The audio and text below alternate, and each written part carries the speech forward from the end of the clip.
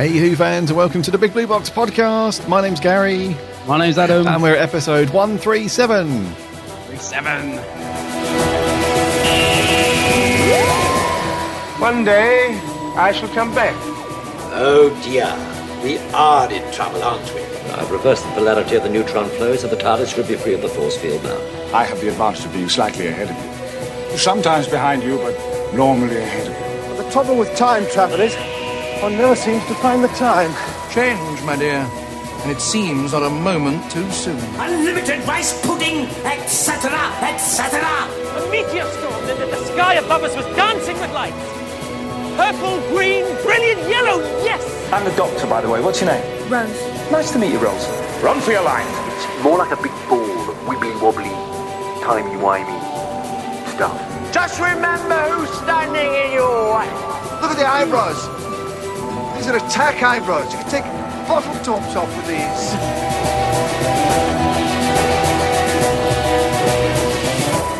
Howdy, howdy do, Who fans. Hope you've all had a cracking week. And that you've managed to do something Doctor Who. Well, one of us has for sure. Yeah. The words BFI spring to mind. Or the British Film Institute, if you prefer. Take your pick. So, Series 10 is upon us, almost. Oh, so close. We're in the final few days before madness ensues. I love how much the promotion has been ramping up for this series. It's great. In the last couple of weeks. It's amazing. I just flicked through Twitter this morning, and there's a TARDIS on the South Bank. TARDIS. In London, a TARDIS. And some guy's done this most amazing mural of on the floor. You know, like these artists do, like they sort of paint the floor. Oh yes, yep. And it's I don't know if you've seen it, mate, but have a look on Twitter later. It's incredible, isn't it? It's got like Mondasian Cyberman coming out of the ground, Daleks flying through the sky, and then the sort of like the TARDIS prop, the real TARDIS prop right next to it. So it's pretty awesome. I saw the Moth. I saw a picture of the Moth looking at it as well. So he's obviously had a wander down to see. I don't know what he's doing in London, but yeah.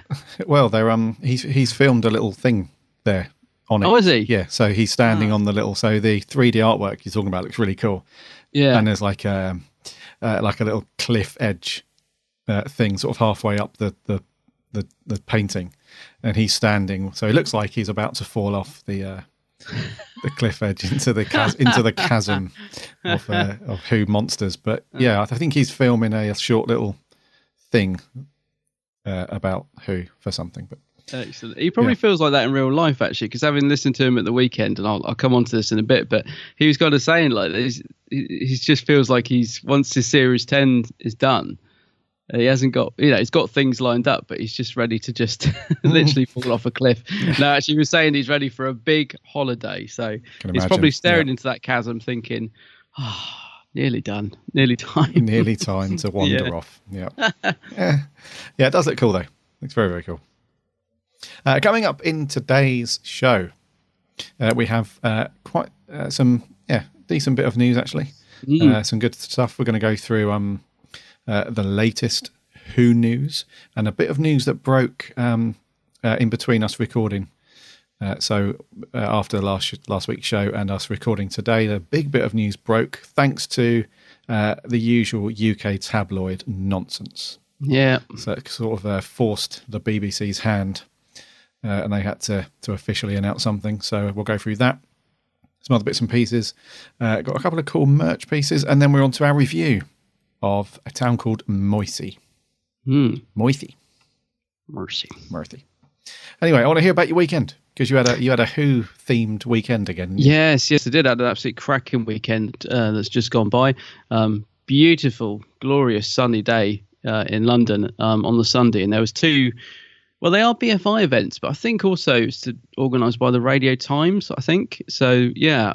So the first one was at the IMAX, which is a massive, big, round glass dome near Waterloo. It's a huge cinema, isn't it? I can never work out if there's more than one screen in there or what's actually in there. But yeah, it's like a massive screen. I think it's the largest IMAX screen, isn't it?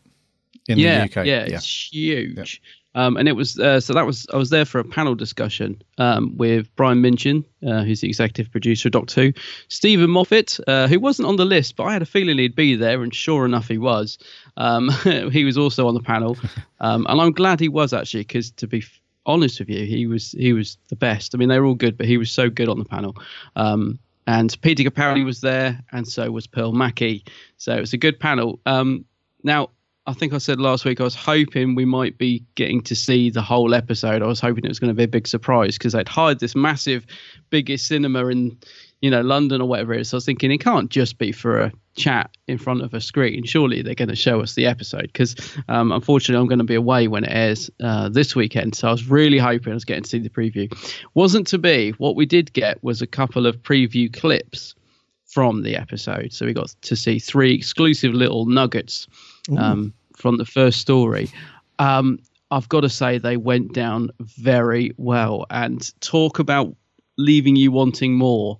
I mean, I'm not going to go. Yeah, I'm not going to go into too much detail because even though they were, I would say, scenes from early on in the episode, they were slightly spoilery. So I'm not going to say too much because I don't want to ruin it for anybody. But we got to see Pearl's first when she first goes into the TARDIS, and we were saying afterwards it must be very difficult to write that scene and keep it fresh, to do the same thing every time a companion walks in of it's bigger on the inside and all that. But without saying too much, her entrance to TARDIS is a beautifully written scene, and my goodness, does it look amazing. They've really upped the cinematography, and that just looked incredible. And there's a little scene between the Doctor and Pearl as well. There was a couple of things in that scene which everybody in the audience noticed. These are the spoilery bits I'm not going to talk about, but everybody was like, when we saw it, we did a little gasp. But there seems to be an awful lot of spoilers being leaked by the BBC themselves. So probably a lot of people listening to this already know what I'm talking about. I think it's a bit of a shame, actually. But I'm talking about things in the room, and I'm sure people will know what I mean.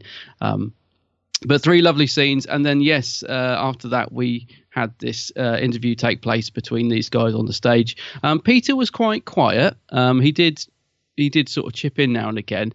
He said he's absolutely exhausted, and he looked absolutely shattered. I mean, he really did look, no offense to Peter, his hair was brilliantly bouffant and wild and crazy. But the poor man did look absolutely exhausted. Yeah. And him and Pearl both said, the schedule has been, I think they've literally just finished, haven't they? I'm sure he said they've literally just finished or they're about to finish. And he just said, so looking forward to a break. So he didn't say too much. When we come to the audience questions, somebody did ask him about the new Doctor, and he was very coy, and he got a few laughs. Pearl Mackie came across brilliantly in the panel. She's very, very down to earth. I really liked her. She, the bit that stands out to me, I mean, it's, when you come out of these things, it's so hard to remember all the bits that were said. So, but the one bit that stands out to me is she was talking about the episodes, and she said something along the lines of, I think Series 10 will be pretty good. Hopefully there aren't any duds. I don't think there are any duds this series. And Stephen Moffat was just like, well, cheers, Pearl. She's like, oh, no, well, I just mean and I thought, that's the sort of thing we all do when we're trying to be nice, but we say the wrong thing. And she just came across really well. I'm actually very excited to see her. But the Moffat, really stole the show, and I think you've met the Moff, haven't you? You've seen him or in interviews and stuff. Yeah. He's always so good. Whether no matter what you think of the Moff, he's hugely entertaining when he's on a panel discussion or in an interview, because he's got quite a dry sense of humor. So he can be like slightly cantankerous, but he's so funny, and he's very sharp witted as well. Yeah. And he did talk about how incredibly difficult it is to keep spoilers these days. And he was talking about this big spoiler, which we're going to talk about in the news, of how that was leaked and why it was leaked. And he was sort of saying that with Series 9, he felt that they almost held back too much. And he said he thinks the press got slightly annoyed and kind of it worked against them. So with this series, they wanted to give a bit more to the press to try and get a bit more, because if you think about the publicity of Series 9, I don't think it was anywhere near what we've had for Series 10. It really died down, didn't it? It's minuscule, wasn't it, in comparison? Yeah. They were, yeah. I mean, if you think about the promotion on the TV and that the budget, they were still using like the little intro clips from Series 8, weren't they? Before the episodes with the Doctor throwing the cards in the TARDIS and all that. So yeah, it was very minimal Series 9. And I think he said this time we wanted to try and give a bit more to the press, hoping it will give us a bit more publicity. But unfortunately, it's kind of gone the other way now. It's almost like they've opened the gate a little, and all the all the cattle have got out. So he was just saying about how difficult it is to gauge how much to give away, and how difficult it is to keep anything they want to keep secret. But it was hugely funny. We did wait ages to meet Pearl and Peter on the way in. We didn't get to meet them on the way in, but we did on the way out. So when I come out of the screening, Peter was stood by his car, which was waiting to take him away, and he wasn't signing autographs, but he was just having selfies with everybody. It was unbelievable. The man was absolutely mobbed. I mean, it was just like everybody just descended out the cinema and sort of headed straight towards him. So he just had this massive crowd of people in front of him, and he was just stood there, so cool. Like, he's just the coolest man on earth. He's just like, how you doing? Are you all right? You having a good time? Picture? Yeah, okay, off you go. Next one. How are you? All right, Series 10, blah, blah, blah. He's such a dude. Yeah. The man is incredible. I mean, to be fair to him, he could have just got in that car, like they could, because they'd sort of held everybody back while they come out. So we're still on the stairs stream. He could have got in that car and gone, and that would have been it. There's no obligation for him to do that. You know what I mean? No. It's just incredible. So he did that. I was very lucky. I managed to get a picture of Peter for the first time, because I've come so close. I've got pictures of me like photobombing him behind him, where I've almost touched his jacket. I've got so close to him before now, and not managed to get a picture. So I finally got a selfie with Peter, so I was thrilled. And then Pearl come out, and she was signing autographs, and she was posing for pictures, and once again was lovely. And the moth kind of lingered about in the background, but he was there as well. He was doing autographs and photos, but he seemed to sort of want to let Peter and Pearl have their moment, if you like. He sort of held back. So it's an amazing day. Great to see the preview clips and stuff. And then, just very quickly to wrap up, a few hours later, I went to another event organised by the same people, just literally 2 minutes down the road at the BFI South Bank, which was Stephen Moffat being interviewed by Frank Skinner. Now, this was an hour and a half long, and I did wonder, I thought, oh, golly, is this going to be... Because after the sort of, amazing morning I'd had, I was thinking, oh dear, is this going to live up to it? Because, that's quite something to follow. But it was fantastic. Like I said, the Moffat's great in interviews. Frank Skinner, being such a fan of the show, was great at interviewing him. They seemed like a double act. They're clearly... I don't know if they're friends, but they certainly bounced off each other really, really well. Like Frank, because the first thing Frank said was they sat down when they first come out. And the first thing Frank Skinner said was, oh dear, Stephen, empty seats. Oh, like that. And Stephen just laughed. And I thought just the fact that they weren't taking themselves too seriously, and they showed a load of clips from Stephen's career, and you forget how much he's done actually, like Coupling and Press Gang and all this stuff, as well as Doctor Who and Sherlock. And they talked about it all. Just to sum up, the bit that really sticks in my mind about that interview, because the hour and a half actually flew by. I was worried it was going to be too long. He spoke about trying to get Chris back. Chris Eccleston for the 50th. Oh, okay. Just saying, like, he said, Chris was such a gentleman, but he said the whole time I was talking to him, I could see it in his eye. He just wasn't going to do it. He was very kind. He's like, well, write me a few pages. I'll have a look. And so there's Moff said, he wrote it. And he said the thing that was, he loved what he wrote, because he was saying it was so funny having this Northern Doctor sparking off of Matt and David's Doctor. He said, I was actually really pleased with what I did write, but I didn't write very much because I just knew in my heart that he wasn't going to do it. He said, but it would have been so fun. And he said, so then I had to sort of, when Chris did decline, I had to think, well, what am I going to do? And he was sort of saying, he had nobody contracted to do the 50th, so he was going to have to pull something out of the bag. And thankfully he got David and Matt signed to do it and all that. And he's like, but I've got to get a big name because it's the 50th. So he got John Hurt, and he was saying about, how amazing that was, how he never thought he'd get him, how the fanboy in him worried about messing up the Doctor's numbers. He's like, I can't do that, but you can't shove a Doctor in there, because that means, he says, what if somebody out there's got the Doctors tattooed in all, number one? So they're going to be furious. And he's just really funny, and it was a great way to end the afternoon. It was just brilliant. Really, really good day. And met with all the all the usual gang.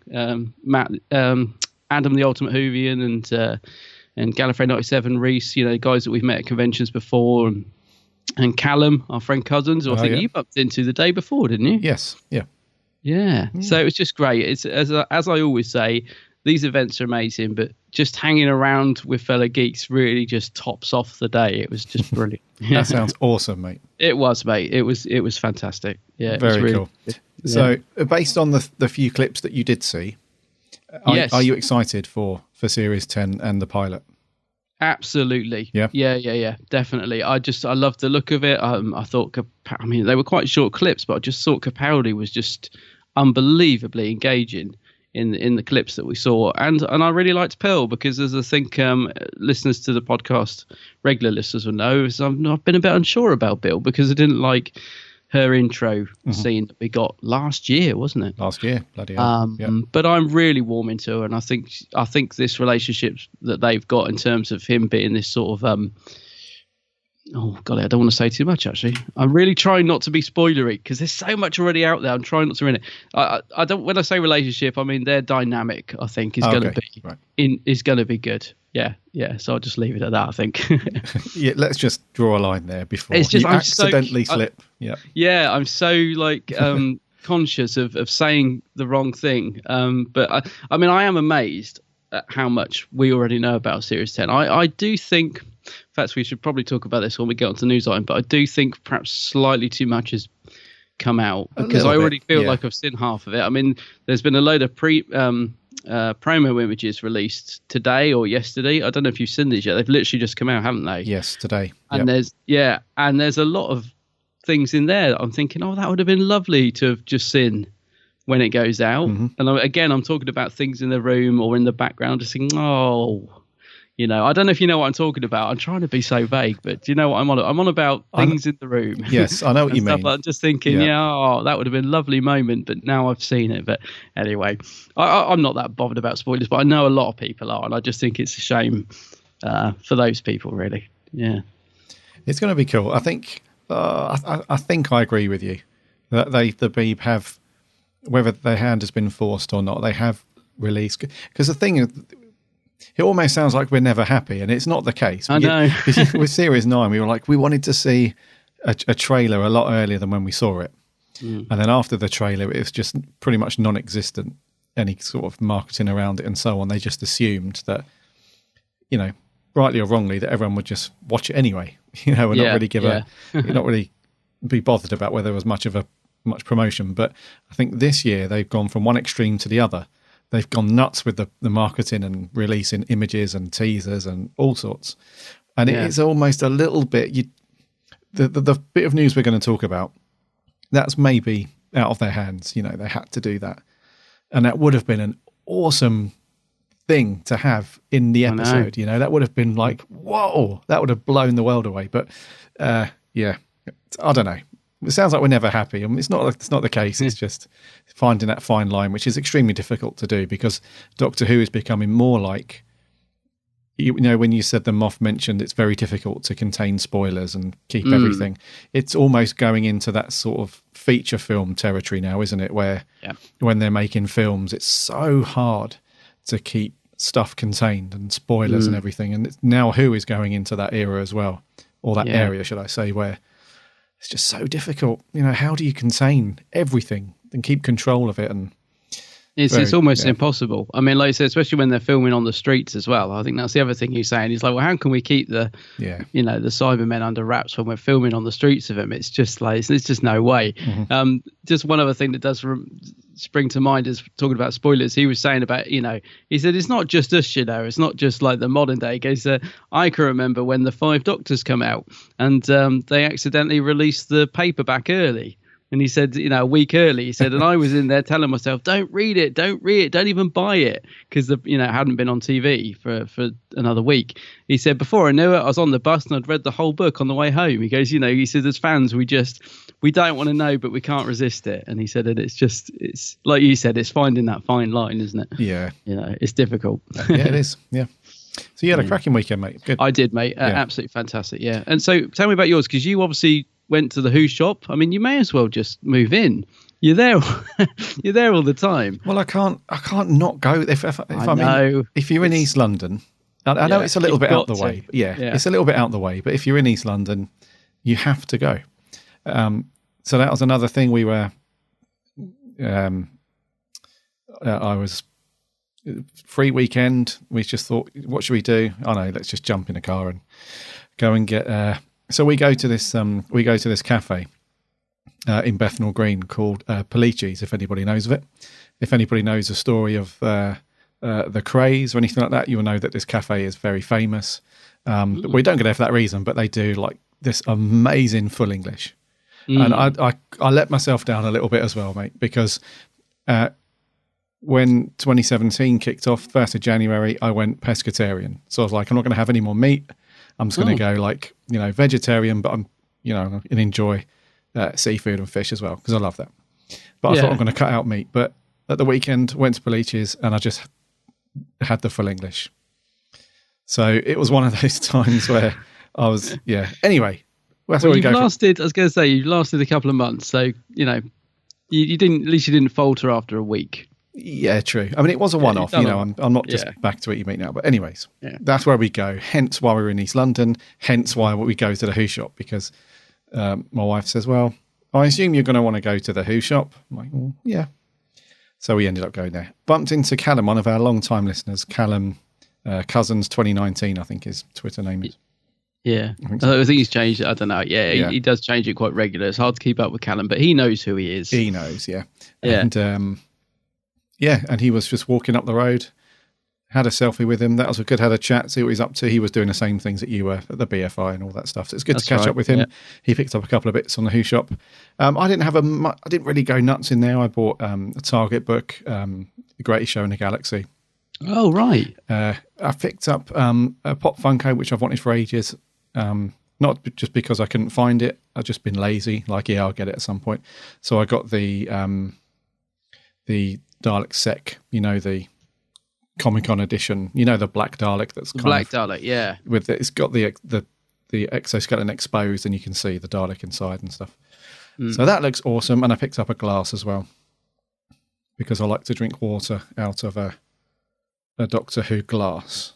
Has it got the third Doctor on it? Yes, because I saw someone comment. Oh, no, it's the fourth, isn't it? The fourth Doctor, yeah. Yeah, I saw someone comment on your picture because you'd put it with the face facing away. So you could see the Doctor Who logo. Yeah, and on the other side, so it's the fourth Doctor because I can see Mr. Sin. Yes, and it's got K9 and Lala Ward on there as well.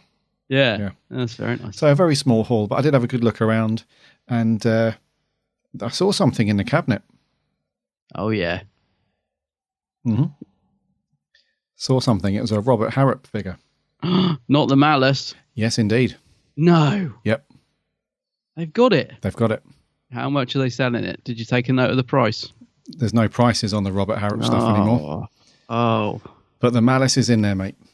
Well, I may have to go then because, bizarrely, I checked their website this morning and they've still got it as out of stock on their website. I might have to give her a ring. No. Not on the website. But I might have to have a look because I tell you what, mate. It's for an eBay. Well, when I looked at it, I thought, surely Adam knows about this. Surely his little spies and minions, they've been into the shop already this morning and have reported back. But yes, mate, it's in the cabinet. Right. I was going to take a photo, but you know the rules. Careful. Yeah, You've careful. Got to be careful.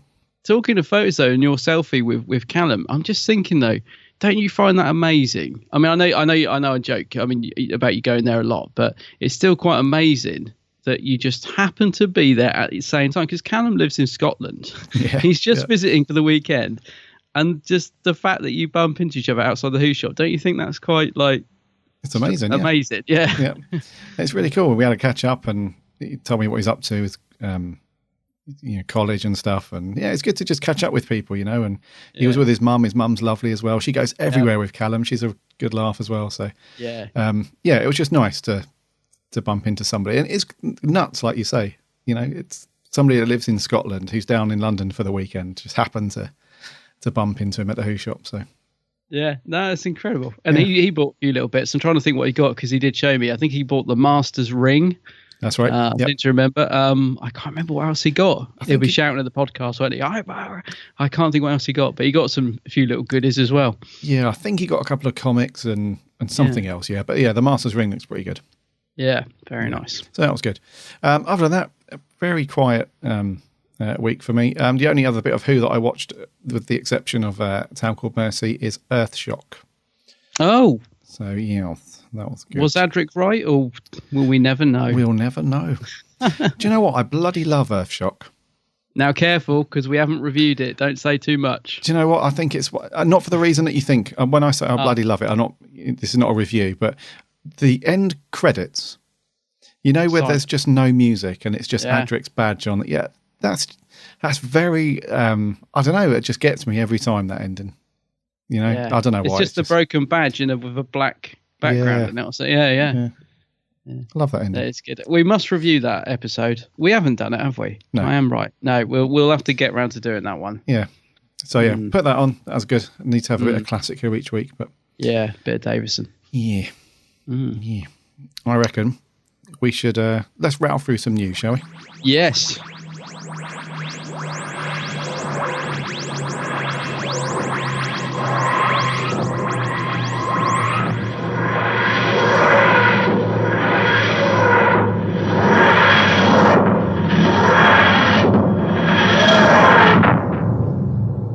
First up, we spoke about this a lot recently. It seems to be a popular thing. It does, yeah. So those of you that have listened to our podcast for a while would know that we're big fans of the Lethbridge Stewart range of books, which is published by Candy Jar Books, and they have opened up submissions, so you can get your story out there in a book in the Lethbridge Stewart range. So you have up until, I think it is, what is it? April. I think it's the end of April. The 29th of April. You have to write a short story, and you can email it in. And if they like what they see, if you have got some writing skills and so on, then you're in. You're in the club. And what they've done is they've put a fact sheet out on their website. So if you just head over to the Candy Jar website and just do a search for Lethbridge Stewart or whatever, you'll see a big sort of poster advert thing about story submissions, and there's a PDF there. And that's basically it. You can write your own short story for the Lethbridge Stewart range, and it will go into a book fan submission. So there are a few rules, obviously, that we have with these things. So it has to be, so you this is a bit of an obvious one, but you can't have written for the series before. So unless you're like a big time author that's already done it, that's the first thing. They are sort of specifying that it's a short story. So it can't be, if you're working on a novel at the moment and you're currently up to page 1,500 and whatever, then that's not going to fly for this. So it has to be a short story. And it has to be,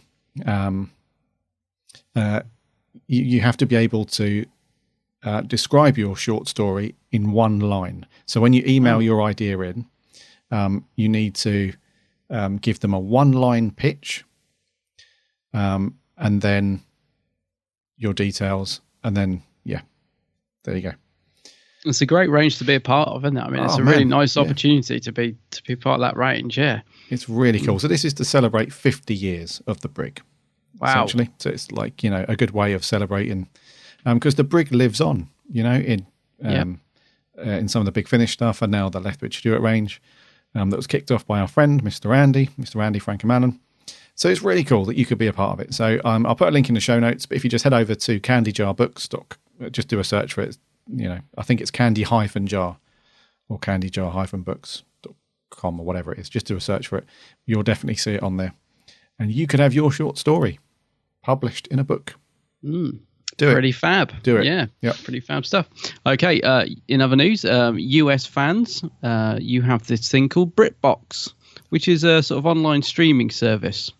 And they have just added the majority of the classic series of Doctor Who. So pretty much all the existing stories from 1963 to 1989 are apparently now on there. There are a few. If you're US, it is, yeah. So there's a couple of exclusions for some reasons. There seem to be several Dalek stories that are not on there. Don't know why. And the Five Doctors is missing, which is criminal. I expect it could be added.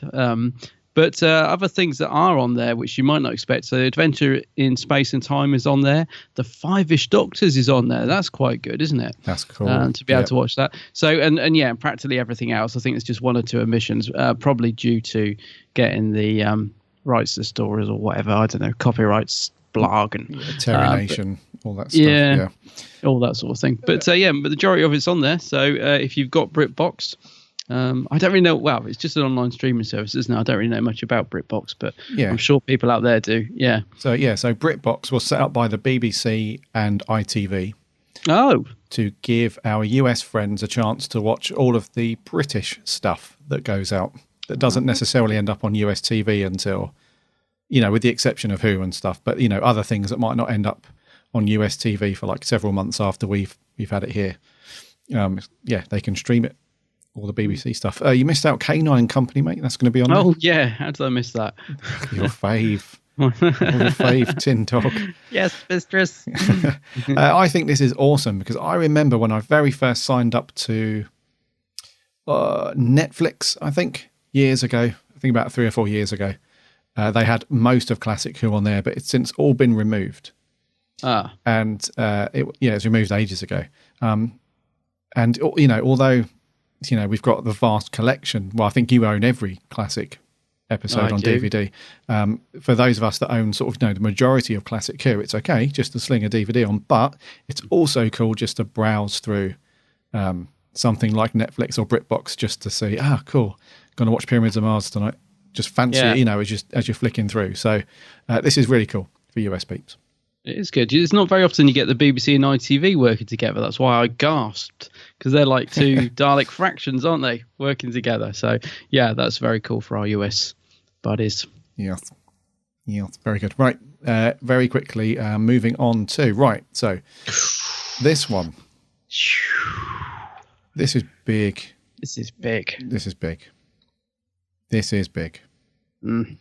So... I think it was the Sun newspaper, wasn't it? Yeah. Was it the Sun? It was. So in the UK, we've got this awful bloody rag called the Sun. And chip fodder, chip paper. Yeah. And they leaked this story online, and then the BBC had no choice but to confirm it because it was true. So anyway, John Sim, the guy who famously played the Master back in the Tennant era, is returning as the Master for Series 10. Yes. And they've released a little statement. It's even got a little quote from John Sim that says, "I can confirm that it's true. Thanks to the power of time travel, I'm back. It's always a pleasure to work with this great team of people, and I can't wait for you all to see what the Master gets up to in the next series." Yes, Moffat goes on to say, "Nothing stays secret for long on Doctor Who, but you have to wait a bit longer to see exactly what the Master is up to and how he makes his return to face the Doctor.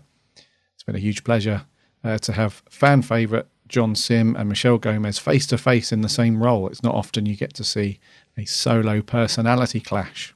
So what do you reckon on this, mate? So this is going to be, for me, I would say that this is going to give us a little insight into how the Master regenerated into a lady. I hope so, because I'd like to see that. Yeah. I don't know about you, mate, but I just can't believe it. Like when I heard when this sort of first broke, I completely dismissed it. I was like, "Don't be silly.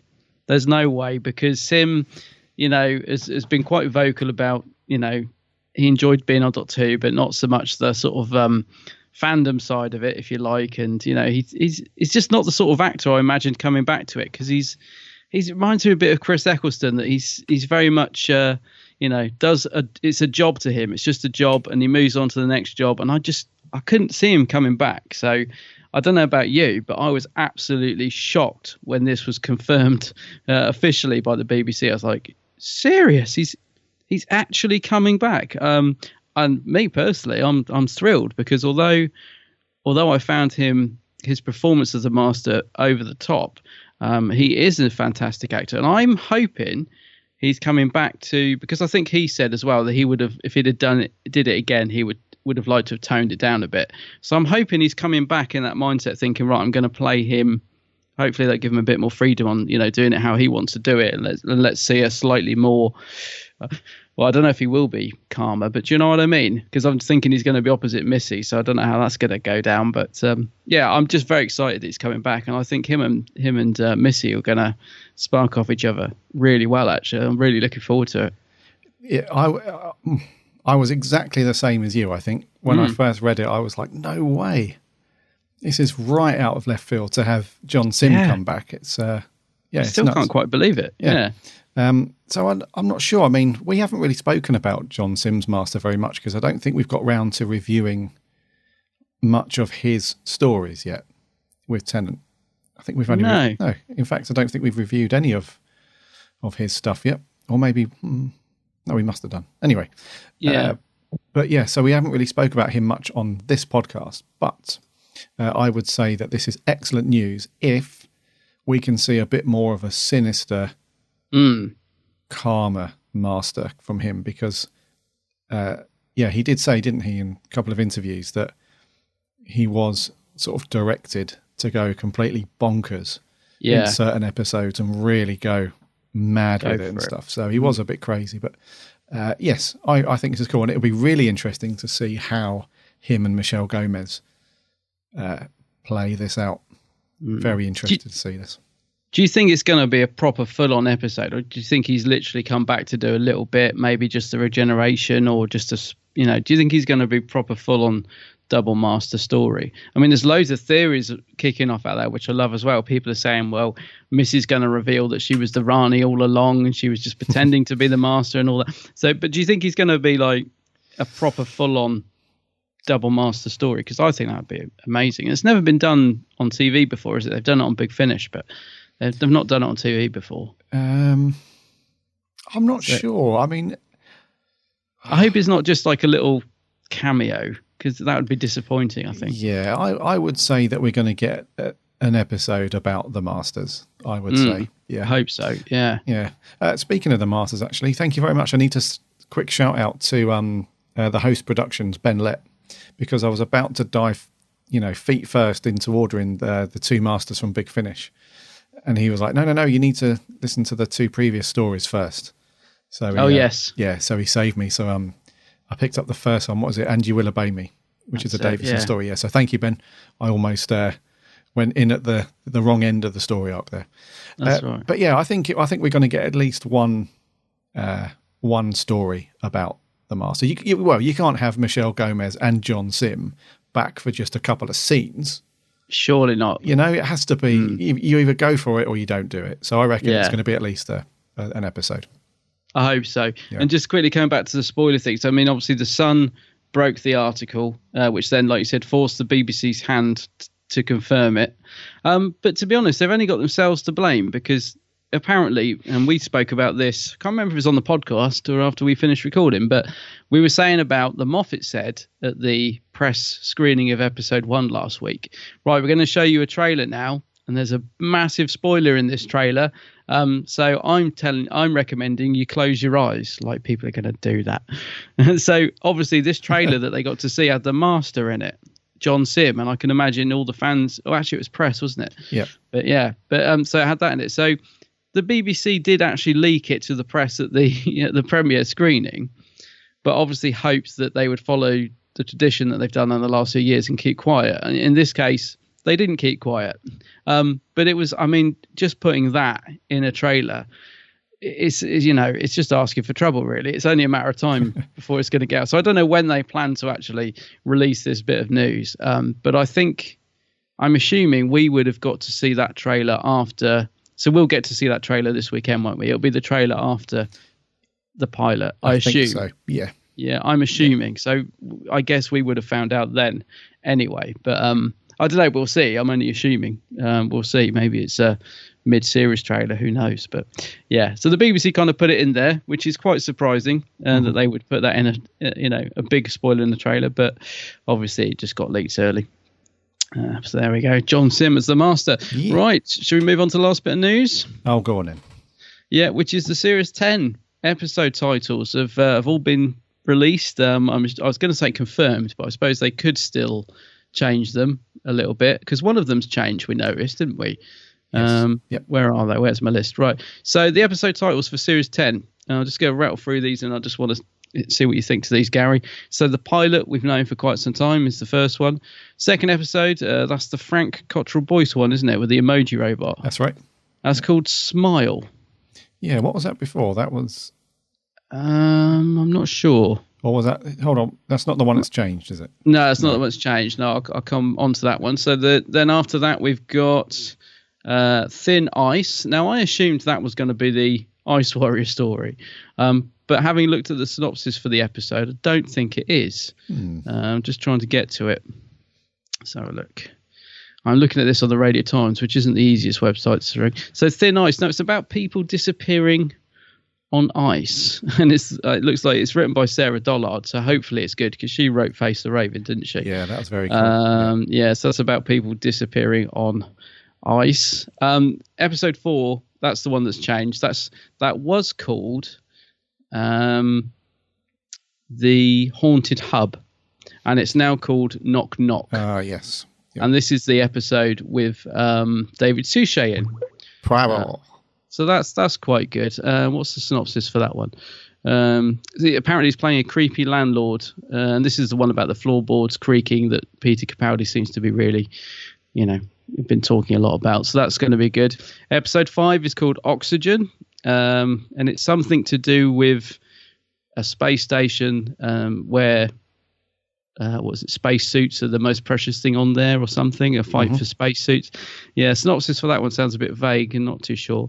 Episode 6 is written by the Moffat. Mrs. Back. It's called Extremist.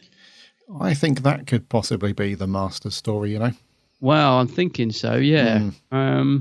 It's about a book that once you read it, everybody who reads it takes their own life. So it sounds like quite a dark story, that one. Yeah. So, as I said, there's synopsis for all these stories. I won't read them all out because, again, they're quite spoilery, but I'll just give you the gist of it. The next one's the one about the pyramid. So that's actually called The Pyramid at the End of the World. And it's something about... this pyramid has appeared out of nowhere and the Doctor's intrigued by it. So apparently it's a pyramid that's there but wasn't there yesterday. Sutek. Do you reckon? No.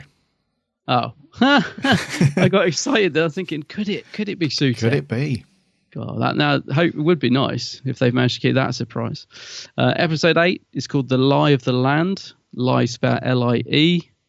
What's that one about? Toby Whithouse. Mass Delusion. Oh, it's a Toby Whithouse one. Yeah, and the Doctor's fighting on the wrong side, apparently, and can Bill show him the error of his ways or something along those lines? That might be quite good. Episode 9, The Empress of Mars. So that's the Ice Warrior one. Yeah, Mark Gatiss. Yep. Mark Gatiss. Yeah, that's the Victorian London one as well, isn't it? It is. Yep. So do you reckon do you think that'll tie in with the Thin Ice one, or do you think there's nothing to do with this? I don't think there's anything between the two of them. No. Okay. Then we've got the Eaters of Light, which is the Rona Monroe one. So I've been looking forward to that because we were quite excited when Rona was announced. What's that one about? Rona Monroe. She was from the classic years. Yes, that's right. Yeah. She wrote Survivor, didn't she? Yes. Yep. Something about a doorway leading to the end of the world. That one. So that'd be interesting. And then finally the last two. So episode 11, this is a weird title, isn't it? It's called World Enough and Time. World Enough and Time. World Enough and Time. Does that even make sense as a title? World Enough. And yeah, I'm not sure. It's the Moffat. So it's written by Stephen Moffat. I don't know. Is this a two-parter leading up to the end? Possibly. It is a two-parter. Yep. It is a two-parter, is it? So what's this one say? Friendship drives the Doctor into the rashest decision of his life. Okay. I mean, yeah, for once, time is the Time Lord's enemy, it says. Okay. And then that's going to lead into episode 12, So the final episode of Series 10, which is called The Doctor Falls, which is a very Moffat title, isn't it? That it is written by Stephen Moffat. Yeah. It's got the Cybermen, it's got Michelle Gomez, it says. And there's not a lot to go on that one. They're keeping that one quite secret, but it says the Mondasian Cybermen are on the rise. It's time for the Doctor's final battle. Mm-hmm. Final battle? What about Christmas? Yeah, the Christmas Or is special. he really going? Because obviously at the end of the trailer, we got to see that hand start to regenerate. I mean, is he going at the end of 10? Or surely they're not going to do a Christmas with a new Doctor like they did with David, are they? I don't. No, I'm sure he's here for Christmas. Yeah, well, we read it somewhere, didn't we? We said that. I hope so. I like to think we're going to get one more Christmas special with Capaldi. No, he is. Yeah, he's back for the Christmas special. Yep. Yeah. It's just the Moth being a tease as usual, isn't it? Of course. I think. Yeah. So, what do you reckon to the episode titles? Because I think we've got some good ones in there, and then there's a couple in there which I'm not over impressed with. So, like that one about the world and time, or whatever. This seems a rubbish title, and the Doctor Falls is very predictable and bland. But other ones are like the Empress of Mars and Pyramid at the End of the World and stuff. And there's some other Extremists, some other stuff that sounds quite good. It does. I like the one about the book that if you read it, no one has survived after reading it. That's quite interesting. I think there's some great titles in there. Knock Knock sounds interesting. Yeah. Obviously the pilot, we still don't know if that's a reference to, episode 1 of a series being a pilot, or if it's, flying something pilot. So interested by that one. The Pyramid at the End of the World sounds awesome. The Eaters of Light sounds great. Doctor Falls. I think that's not going to be what I don't think we're going to. The Doctor Falls seems too much of an obvious title. I think it's going to be something different to what we expect with that one. Yeah, I think you're probably right. Yeah, some good stuff though. There is some good stuff, and if you want to, listeners, if you want to read the full synopsis for each episode, they are all on the Radio Times website. It's not the easiest site to read because they've got so many blimmin' adverts on there. That's why I was just struggling to go through it just now. But if you want to read it, the synopsis for each episode are really interesting. But again, for those of you that don't like big spoilers, I don't want to go into full synopsis details. But if you want to read them, they're all on there. Go and have a look. So some of the stuff we've got coming up sounds blimmin' exciting, I would say. It does. Yeah. Series 10, come on. A few days to go. All right, that's going to wrap for news. Mm-hmm. Shall we get our friend in, see what he's got? Yeah, what's he got? Merch corner. Merch corner. Merch corner. I don't know whether to be impressed or disgusted. It's a bit rubbish, but it's pretty. It's very pretty. Comics. We love comics. Titan Comics, in fact. So the last couple of years, Titan Comics have done this yearly event called Doctor Who Comics Day. Yeah. And this year is no different. We have a date now. So September the 2nd will be Doctor Who Comics Day. So this will be good. So once Series 10 has been and gone and we're waiting for the Christmas special, this is a cool little event sort of in the middle. And those of you that don't know of it or haven't been involved in it before, essentially a load of comic book shops around the world. In the UK, for us, it's the Forbidden Planet stores. Mm-hmm. They do a full day of Doctor Who coolness revolving around the comics. So what they normally do, and I think they're likely to do something similar, they have like signing events at all the different comic book shops. So we normally get a bunch of artists and authors and stuff from Titan Comics who have worked on the Doctor Who range. They will be around signing hundreds of comic stuff. They do free comics as well. You normally get a handful of free comics as well. You also get some exclusive merch around that time. And they also, the comic book shops normally run offers in conjunction with that as well. So you normally get like offers on Doctor Who books and comics, as well as sometimes they, I think year before last, Forbidden Planet did an offer on Pop Funkos on Comics Book Day. And they also did an offer on some of the figures as well. So that's cool. So mark your calendars for this year, September the 2nd. So I know that they do a lot of stuff over in the US. I think they do a lot of stuff down under as well. So you just need to check. You just need to keep your eye on. If you don't follow Titan Comics on Twitter, give them a follow, because they normally, like a month or two, or at least a month in the run up to the event, they'll start tweeting out who's going to be signing and where. And if you keep an eye on Forbidden Planet, if you're in the UK and stuff, you'll get a heads up on who's going to be signing and where. It's normally the Forbidden Planet Megastore in London that host the signings for us. Yeah. Not sure about anywhere else, but yeah. It's normally about half a dozen people. It's really good. And like I said, you normally get some free stuff as well, which is always good. Yeah, it's always good to have free stuff. Free stuff, yeah. So September 2nd, Titan Doctor Who Comics Day. Put it in your diary. Right, okay. BBC Store are doing some offers. Well, doing a offer. Off a third off all classic Doctor Who episodes from them. This offer is valid from the 10th to the 23rd of April. So you've still got a week and a bit. Is that right? Where are we?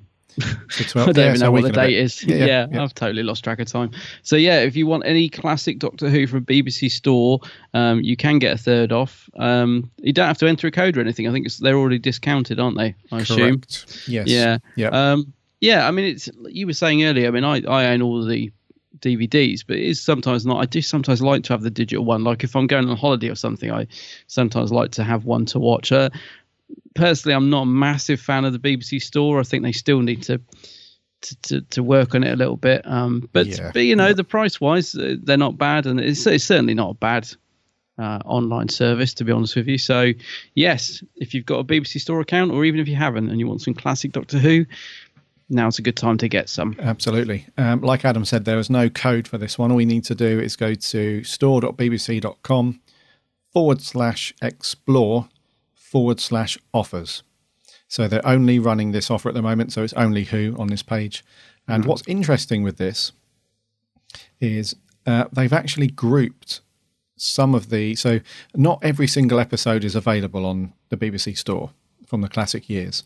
But where they've got a certain series where they do have all the episodes available, they've grouped them into a series that you can buy. So, for example, you can buy John Pertwee Series 8 for 20 quid, or Series 7 for 20 quid. So if you were to go into Series 7, that gives you, you know, well, I'm not sure if it's every episode, but they've grouped them into a series. Right. So you get like Spearhead, Silurians, Ambassadors of Death, Inferno, you know.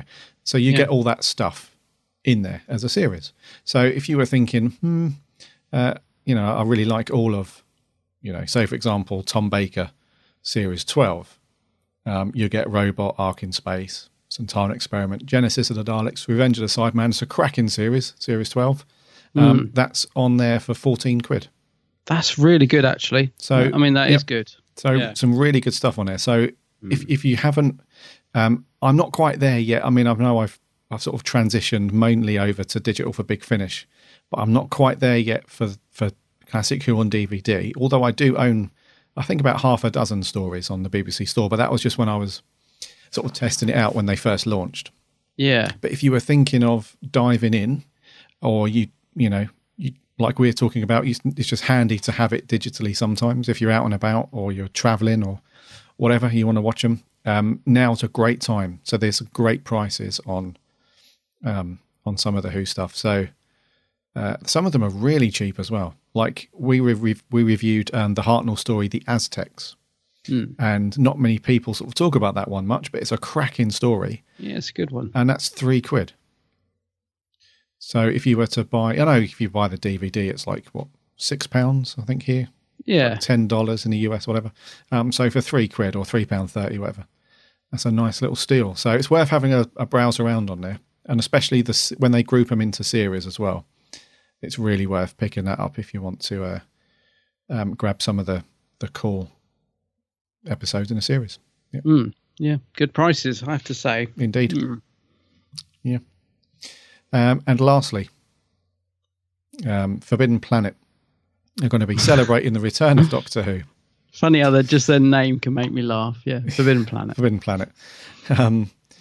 So for Easter Saturday, the 15th, which happens to be when Doctor Who comes back for Series 10, if you wander into a Forbidden Planet in the UK, and we're talking about forbiddenplanet.com, yes, the guys with the rocket, if you wander into one of their stores, first 50 people will get so a bunch of Doctor Who comics for free. Additionally, the first 30 paying customers will get a free poster, and they've got activity packs and badges and stuff for like we mentioned months ago now the mashup between Mr. Men and Doctor Who. They've also got packs and badges about that stuff as well, and there's a signing, Adam Hargreaves. Plus, they're doing an offer on some of the figures as well. So, Enemies of the Doctor, Enemies of the Third Doctor, and the Chase action sets. You can pick up all 3 packs for £15. Wow, that's unbelievable. Which I think, how much is one pack? I think just I forget which one it is now. Just the Enemies or the Chase set. One of them was was reduced to £14.99. I think it used to be £30 just for one set. And then it got reduced to $14.99. So to get all 3 sets for $14.99 is amazing. Yeah. So the Chase at the moment is £15 at Forbidden Planet. But you can get Enemies of the First and Enemies of the Third, all 3 packs for £15. Sure, I know you want that Enemies of the Third. Oh, of course. Because it's got the Drashig, of course, hand puppet. Yeah. Come on, when are you going to get it? Your life is not complete without a Drashig hand puppet. It's not easy to say that. I think the only time I'll own anything Drashig related if somebody buys it for me as a present. Oh, right. And then it'll just be used as a doorstop or whatever. So, but yeah, so it's most of the Forbidden. That's a good idea. It's most of the Forbidden Planet stores. It's all going on from 9 a.m. Some of the stores open at 10. So the London Megastore doesn't do this until 10. The new Newcastle Megastore is 9:30, but some of the others it's 9 o'clock. So if you're after some Who free stuff and some bargains, you're going to need to get there at 9 o'clock or whenever it opens, because especially these 3 packs for £15, they won't hang about. No, they won't. If you wander in there at lunchtime, you'll be disappointed. So get in there. Yes. That's going to do for merch. I think we should get on to our route into... So, Adam, what are we going to do in our... What's this review this week, boy? Hey there, Gary. This week, Stetson's on because it's the 11th Doctor story, A Town Called Mercy. Let him come back, Doctor. Or what? You won't shoot me, Amy. How do you know? Maybe I've changed. I mean, you've clearly been taking stupid lessons since I saw you last. I didn't mean to do that. Everyone who isn't an American, drop your gun. We could end this right now. We could save everyone right now. This is not how we roll, and you know it. What's happened to you, Doctor? When did killing someone become an option? Jex has to answer for his crimes. And what then? Are you going to hunt down everyone who's made a gun or a bullet or a bomb? But they keep coming back. Don't you see? Every time I negotiate, I try to understand. Well, not today. No. Today, I honour the victims first. His, the Masters, the Daleks, all the people who died because of my mercy. See, this is what happens when you travel alone for too long. Well, listen to me, Doctor. We can't be like him. We have to be better than him.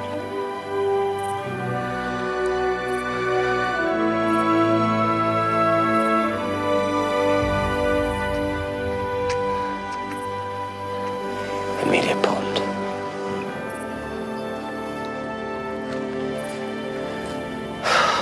Fine. We think of something else. But frankly, I'm betting on the gunslinger. Amelia Pond. Yeehaw! Yeehaw! Well, A Town Called Mercy.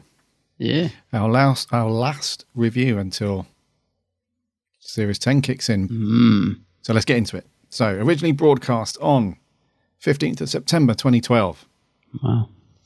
It was written by Toby Whithouse. Directed by Sol Metzstein. I think I'm saying that correctly. Metzstein. I think so. Never heard of him. But I'm sure you're saying it right. I hope so. Yeah. And the plot is thus the Doctor and Amy and Rory land out in the Wild West, it would seem. I'm not sure what year. It was just before electricity was invented. by all accounts. And the town is in fear of this cyborg killing machine thing that's kind of stalking the town. And the reason why he's stalking the town is because he's after revenge on the people that created him. So on this planet somewhere, where is it? On this planet somewhere, there was a bunch of scientists, and they basically took innocent people and ran loads of horrible tests on them to create these cyborgs. And this cyborg, which is called Carla Jax, I believe. Nope, hold on. No, that's the other guy, isn't it? The Gunslinger is his nickname. They do mention his real name, but the Gunslinger. He's like the last one, and he's hunting down the scientists that create him. And then the Doctor sort of turns up sort of mid-drama, if you like, when this is going on, and gets suckered in for a bit, but then realises the truth, then has a big moral decision to make. Does he save Jex, or does he hand him over to the Gunslinger? And he decides to try and save him. However, his guilt drives him to take his own life. The Gunslinger then ends up as the town sheriff, and everything is, well, seemingly happy ever after. Off they pop. Off they go. Yeah. So, Mercy, what do you reckon? Yeah, not bad. Not bad. Watchable, beautifully produced. Looks beautiful. But ultimately just a bit unsatisfying for me. I kind of got to the end and thought, yeah, it was all right. And that was it, really. I didn't really feel much love towards it. Just found it an enjoyable 45 minutes, but very middle of the road, I thought. Just didn't really ever seem to hit the spot for me, this one. Seemed like there's a lot of build-up and then nothing. Bit more build-up, nothing. Yep. But yeah, perfectly enjoyable watch, but just didn't leave much of an impression on me. Right. At the end, really. Yeah, but it was okay. Yeah. What about you? For me, I quite like it. I quite like it. I just find it very... There's not much substance here. Yeah. For me. I think it's got a couple of very, very good scenes. But those scenes are surrounded by just very mediocre plodding along. Not much going on, really. Which is a shame, because I really like the concept. I like the idea. There was just, if they, they blew the budget, obviously, on going to wherever this place was, wherever it was filmed.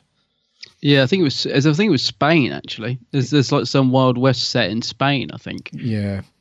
Although it's meant to be the Wild West, but it looks incredible. But yeah. Yes. So I think they blew the budget on all that stuff and just didn't really. Sometimes when you're at school and you get asked to do a project and you get sort of wrapped up into setting everything up, and you've got 2 hours to do something and you spend an hour and 45 minutes getting it ready. And then you got 15 minutes to actually do the thing. Yeah. This is what this feels like to me. Yeah. It feels like, they put a lot of time and effort into setting everything up and getting it looking beautiful and all that stuff, and the costumes, and, it just looks amazing. It looked great. But then when it actually came to executing the story, it just falls a little bit flat almost. It's got a couple of good themes in there. It's, the clip that I played, I loved that scene where, the Doctor's kind of, he sort of made his mind up, if you like, that Jex is going to be handed over to the Gunslinger, and as a result of that, he's going to be killed pretty much instantly. And the Doctor doesn't really fight that. He's just, he needs to pay for what he's done, so just hand him over. But then it's down to, as we've seen many a time, the companion to bring him, a bit of a reality check and, remind him of that's not always the right thing to do. That made me think of back to, do you remember when we reviewed Dinosaurs on a Spaceship and we were saying about how the Doctor lets old matey boy die at the end, and we were saying that's very dark for Matt's Doctor, because that's the sort of thing you can imagine Capaldi's Doctor do it, but not Matt. And I think did this story follow that one? Yes, it did. So yeah, I think at the time I was thinking, oh, are we sort of seeing a slightly darker 11th Doctor now, a bit like with 7, Sylvester McCoy's Doctor. I wondered if they were gonna go down that route of just making it a little bit more sinister, a bit of an edge to him that we hadn't seen before. And because he pulls a gun out on him in this scene, doesn't it? Which is quite shocking for the Doctor. Like when Tennant does it in The Doctor's Daughter, he's properly losing it, the plot at the end of that, because he's so angry. Yes. Whereas with this one, the Doctor does it, and it's the reason behind it is not so justified, I would say. So it makes it even more shocking. You're like, oh, that's not like the 11th Doctor to pull a gun out. And he actually says, doesn't he, I honestly don't know if I've got the guts to do it. And he said, I'm telling you now, I could quite easily pull this trigger. I just don't know. And I thought, well, that's quite unlike 11th Doctor to get so wound up like that. But yeah, it doesn't really carry on. I don't know what's the story after this. Power 3, we're sort of back to the normal 11th Doctor then. I just thought, because this had followed that scene at the end of Dinosaurs on a Spaceship, I did start to wonder if we were seeing a different side. But yeah, I think this is the only other bit I can think of, unless there's some more later. But yeah, I think so. Yeah. So they kicked off series 7 with a bit of a you did question. You think, is the Doctor going quite dark, and he essentially lost all patience. Yeah, a bit more unpredictable. Yes, but then I think from the Power of 3, that's with the little black cubes and stuff, isn't it? That's right. Yeah, I haven't watched that for a long time. Yeah, I think he's back to his normal self pretty much in that one. We don't see much of this. Sort of not. I wouldn't say sort of happy to bump people off willy nilly. He's not like that. But we don't see this. Is he going to? Is he gonna? Is he going to do it? But yeah, so that scene I really like, and then I like the final scene as well. So where they've set everything up for Jex to escape, but then when he gets into his ship, he gives that little speech to the gunslinger about, I'm ending this. I'm ending it for you too, and I need to pay for my crimes and stuff. And he ultimately blows his own ship up, and because he says, doesn't he, that if I leave, if I go somewhere else, you'll just follow me, and then I'll just be doing the same thing again on a different planet. So the only way out of this really is to blow myself up. Yeah, it's so nice. That was quite cool. And it leads on from a conversation that he had with the Doctor earlier on, where he says that I'm not sure if he says it's one of his people's sort of traditions or myths or whatever, but all the people that if you take other people's lives, when you finally go, you need to carry them up the mountain to, so I thought that was quite nice. And it sort of leads on from that. And because he says, like, I'm hoping that the souls of the people I've taken will be kind, sort of thing. And I liked that idea, didn't you? I thought that was a real nice, is metaphor the right word? Don't know. I just thought that was a nice bit of writing, that. Yeah. Yeah, it's really cool. So I like those scenes in it. But other than that, it was surrounded by just, I don't know, really. It's just, it seems like it was setting up something very big, and it was, driving forward to something that we, but it just, it's, I don't know. There's a lot of pacing around thinking, isn't there? Yes. In the middle. Yeah. That's what I found. Like you said, I agree with you. I really like this idea of this sort of, is he described as a war criminal or something, Jex? Yes. So I like this idea of this person we think's, nice, and he's actually a war criminal, but actually he's got a side to him that really regrets it all. So he's quite a nice rounded character. And like you said, it's a good idea having this gunslinger who he's ultimately created in a way, saying, I've come to get you because of what you did to me. And so there's some good stuff going on in terms of story. But yeah, like you said, there's just too much just faffing around and not getting on with it. And ultimately, I think that's what I mean. It's just unsatisfying because you can only really, the way they end it, it does tie everything up nicely. I just don't know how else they could have done it. The Doctor was ever gonna, get him executed. I just don't think that was going to happen. So there wasn't really any other way out of it, I don't think. No, you're right. Yeah. Let's talk about some of the direction and that stuff. So you mentioned that it's a great looking episode. Yeah. I really like the they made full use of being out in this Wild West set, didn't they? And the typical kind of desolate desert kind of setting and so on. It looks just really good. I mean, it's we've seen these kind of, not the Wild West so much, but we've seen like deserts and quarries before many a time in Who. But it looked like a film.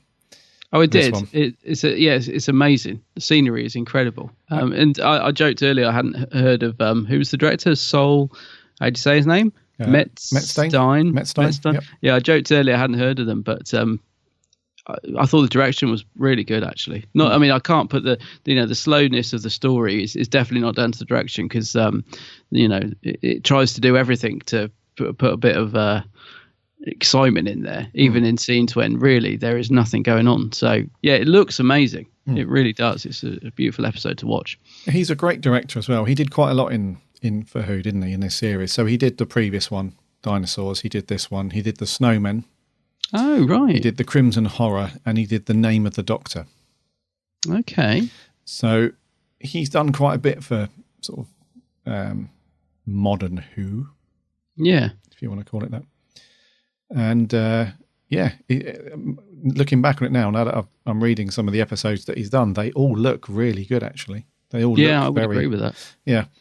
So props for the direction and so on. Pacing's fairly well done. I mean, I think it needs to be, like you said, there's a lot of pacing around and thinking and conversations and stuff. So I think based on the script, and you have a lot of those scenes where it's just people, walking around and not, outside of the action scenes. I think the pacing and the editing needed to be a little bit slower than what you'd expect from a modern Doctor Who episode. Because that's, if you think back to, the majority of Westerns that were made years ago, they're all like that. If you take away everything outside of the shootouts and the action bits, they're all like that, aren't they? They're all fairly laid back and laid back and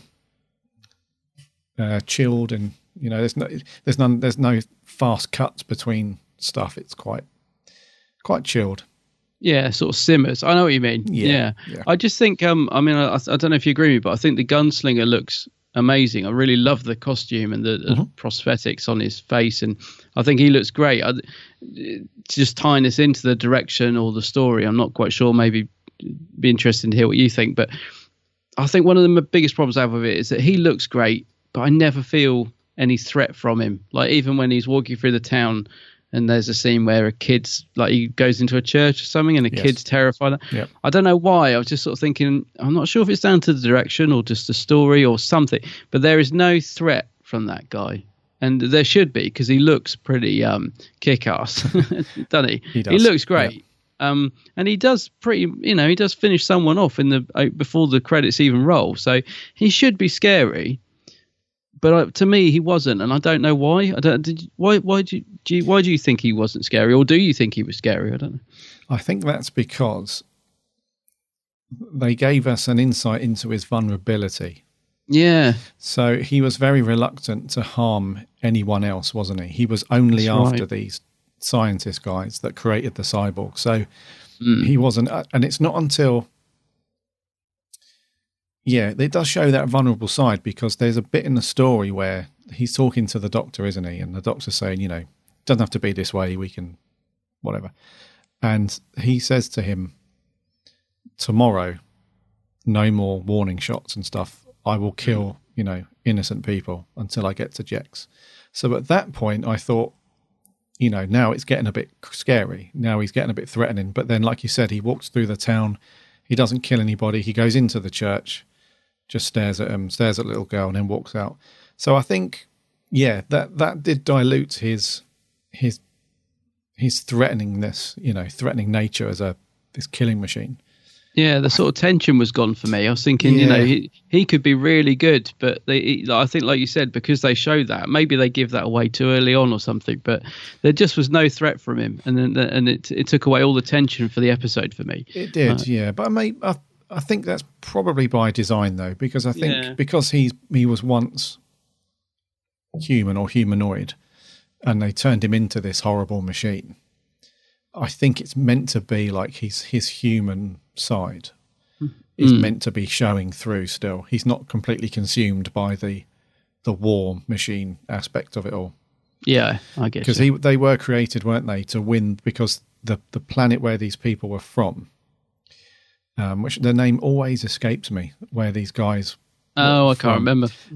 So the scientist, Jex, Kala Jex, they were losing the war, weren't they, against whoever they were fighting against. So these cyborgs were made specifically to kill in war. So I think if we had more of that stuff, it would have been threatening. But because his human side was there, it did. You did kind of think, oh well, that's not what he said he was going to do. Yeah, I was waiting for him to properly kick off. Maybe they couldn't do much on the sets or something, because I mean those the actual buildings where they filmed it are all there as part of an existing set. It's not like the BBC built them. They're an existing set that's used by film companies and whatever. So perhaps they couldn't do too much destruction, because I think he does blow a clock up. He does, yeah. I do remember that, but I think that might be the only thing he does blow up. From what I remember anyway. Yeah. So, but maybe that's why, because as I say, the sets weren't built by the BBC, so perhaps they were a bit restricted in what you could do. Yeah. Well, it was in Almeria in Spain, wasn't it? In the desert. Almeria. Yeah. And apparently the sets there, they were reused from many a Western. So I think a lot of Westerns use that area. It's probably cheaper than trucking over to the States to do all that stuff. Yeah. So, but yeah, maybe that's the only thing that they could get away. I mean, it didn't look. That's the one thing that didn't look great, to be honest with you, was the clock when it exploded.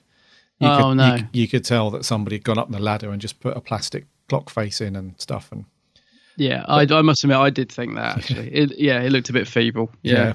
But yeah, having said that, I mean, so yeah, I think the gunslinger and his use of tension and fear in the story it was okay. There were certain moments where I thought he was going to pull the trigger, but yeah, he didn't actually do it. But I think the most frustrating one is when Jex is right in front of him as well. Like, when the doctor throws him out. Oh, across the line. And he's very quick to shoot before that scene. And then when he's actually got Jex in front of him, the guy he's been waiting for, I think, what was that story you said about it? Is it Silver Nemesis last week? He seems to take an age to decide to shoot him. And by that point, he's back on the other side of the line. I was thinking, well, he's been after this guy. Would have just done it would have just done it by now. So that was a bit silly.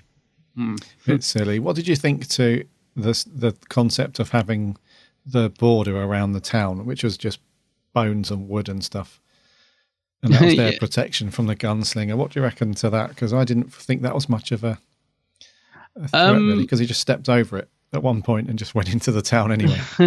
I kind of saw, I just kind of saw that as being more symbolic than anything. I just assumed that they were a bit like when you draw a line in the sand, you say, right, step over that line, mate. Step over that line, I'll punch your blimmin' face in. And then you step over the line and you say, you've stepped over the line now, but if you step over this line, you know what I mean? I just saw it as symbolic, that they just put it there to say, this is the barrier between you and me. But I don't know. I didn't think too much of that. Oh, okay. Yeah. And sort of the main, if you take away the theme of this monster, if you like, sort of stalking the town after this guy, the main sort of crux of the story is the moral aspect, isn't it? Which they do visit quite a lot in Who over the years. So the moral aspect is the gunslinger throws down an ultimatum, doesn't he? You either hand over Jex or I start killing innocents by noon tomorrow, or whatever it is. And the town's basically, like, a few of them sort of gang up and say, we're going to hand him over. And the doctor has to talk him down, because the doctor did that himself. He threw him over the border. Yeah. The protection line, whatever it is, and said, you need to pay for your crimes. But then Amy convinces him otherwise. And then there's that whole, the townsfolk are saying, who are you to come here and, save this person? We're all in danger, because if we don't hand him over, we're all dead, essentially. And it's about, do you sacrifice, do you essentially murder somebody to save your own self, or do you help regardless of someone's crimes or what they've done? Do you help them still and all that? So, yeah, I thought yeah, I quite like that aspect of the story, that whole moral dilemma. You know, what do you do? Do you save yourself and your kids and hand over this guy knowing that he's going to be killed? Or do you not care? Do you think he should be killed because of what he's done? It's a bit of a... They made it more interesting, didn't they? Because he'd, since arriving on Earth, Jex had helped to save a lot of the people in that village, which actually I thought was a clever way of giving another side to the story. So these guys that were now ready to throw into the wolves, he'd actually helped to save a lot of them. Even though their lives were now in danger because of him, at the end of the day, he'd almost, I wouldn't say he'd gone there and repented or anything, but he'd decided that he needed to do good because of all the bad he'd done. So again, it just makes for a nice moral dilemma because, you can see it from all sides in a way. You're sort of thinking, well, hang on, you're ready to, you're quick enough to throw him out to save your own life, but don't forget he did save you in the first place. So, I thought that was a nice twist. Yeah, well, that's the angle that the sheriff takes, isn't it? He says that on more than one occasion where I think it's a doctor actually that says, he's a war criminal. Yeah. And the sheriff says, well, he actually he also saved the town from cholera, I think. That's and right. Something else. And he gave us electricity. So, yeah, so he's done a lot for the town. And although he's kind of hiding behind this big lie, so he's like told everybody that, he was a surgeon on his home planet. And he's just there and he's helping people, all the rest of it. It's not until the doctor turns up that we find out his real situation and why he's hiding from the gunslinger. So it's really interesting. Yeah. And like you say, that third angle where the sheriff's like, you don't be too quick to throw him to the wolves because your kid's now alive as a result of it and you're alive. And so it's a real big dilemma, isn't it? It is, and there is comparisons between him and the Doctor as well, isn't there? Which is interesting because he's talking about saving his own, trying to do anything to save his own planet, and wouldn't you do the same? And I guess this is sort of all leading towards the Time War in the 50s, because we're in Series 7 now, aren't we? So is it the end of this series that we get the War Doctor? Or is that Series 8? That is Series... I've lost track. 8. No, it is this series, isn't it? Must be. Yeah, so I mean, it's kind of all lead. Yeah? Yeah, it is, yeah, sorry. Yep. Yeah, I know. As I said, it all gets muddled up over time because I was thinking that the whole way through. I was thinking, how much do we know about what the Doctor's done at this point and that sort of thing. So there's a good comparison between, well, you're quick enough to judge me, Doctor, but what about the stuff that you've done to save your people and all that? And I thought, well, that's, again, another good, interesting, side to the story. So there is a good moral thing going on at the heart of this. It's just that it's dragged out a bit. I think it just needed a bit more going on in there because there's a few, apart from the pacing around thinking very hard, there's also a lot of just running away from him and then running back to the village and stuff. And for me, the biggest crime of the story, or the bit I found most frustrating, is that Amy and Rory are just like two spare parts throughout the whole story. They do absolutely nothing, and they look so bored. I kept thinking, God, I bet they were really enjoying filming out in this glorious sunshine, and they just have nothing to do at all. And I just kept thinking it all the way through, like they look so bored. They look like, what are we doing here again? Why are we on this adventure again? So that, to me, that was the thing. You could have fleshed out those bits in the story where it is sort of lagging a bit and not much happening. You could have had some stuff with Amy and Rory or do something with them, but they do nothing at all, apart from that one scene which she played where Amy grabs the gun and fires it. That's the only thing she gets to do. That's true. Rory does nothing. They are a bit, spare party, aren't they? Especially Rory. The only thing he does really is he helps in the diversions, doesn't he? So he's legging around while Jex is actually off to his ship. So he helps with that a little bit. We do have a little scene with Rory where, the Doctor basically grabs Jex by the scruff, throws him out, and he's ready to hand him over to the gunslinger. This is early on in the episode. And Amy's immediately like, you can't do this. And Rory's like, this is going to happen because if it means saving you and everyone else, then we're going to hand him over. So Rory's very much, it's interesting that they didn't flesh it out a bit more because Amy and Rory typically row about stuff, don't they? Yeah. When they have differs, when their opinions differ. But in this one, we don't see anything after that. So Amy's immediately on one side, we can't do this. Rory's immediately on the other side. Yep, we're doing it. We're handing him over. And then they get to that scene where the clip that we played, and then that's it. From that point on, they don't really do anything or say anything. So very disappointed we didn't see more. Yeah, I mean, you could have had some nice little scenes, perhaps, of Amy and Rory in the saloon and just having a bit of a drink and discussion and one of their usual sort of light-hearted comedy chats that we often get in episodes. Because I like them together because they are funny, the way they spar off each other and stuff. So, or you could have had Amy dressing up in the period costume and Rory, and him coming in as a cowboy and them laughing at each other. Or, the sort of typical Pond stuff that we tend to get in other stories. There are little scenes that could have just added to this story to bump it up to make it better. I think they definitely could have been utilized more in the story, but we don't get any of that. I just kept thinking they're just literally just stood there looking as if they're waiting to leave set. I just thought it was a real shame because they can be great, the Ponds together, I think. Oh yeah. And in fact the three of them together, like Matt, Karen and Arthur, I think are a great team, and they do the comedy well together. Like the first 10 minutes of this episode I thought was really good. Actually, because they're all, they're quite fun together, and the Doctor's chipping in comedy lines about the keep out sign being more of a warning or whatever he says, it's a suggestion, and he says, I always take it as a suggestion, and there's some nice bits of humour in the episode like that, but it just needed a bit more of it, really, I thought. Yeah, I agree, mate. Yeah, let's talk about some characters. Let's talk about the sheriff then. What's his name? Isaac. Ben, one that gets shot. Ben Browder, yeah. What do you reckon to him then? Because he was taking the role very seriously, I thought. He was, with some supporting cast members, you can see that like in some of the weaker characters that we've reviewed over the years, you can tell that in supporting cast, you either have people going absolutely mad. Who's the guy we always drag up? David Collins, yeah. We either have that, or we have the other extreme where you think, why did you bother, to audition to be in it? Because you clearly don't want to be there. You look bored out of your mind. Like Matey from Silver Nemesis, the Nazi guy, just exactly. Like doing it because he wanted to see the tennis. Yeah, I didn't think he was that bad actually. Ben, what's his name? Broder.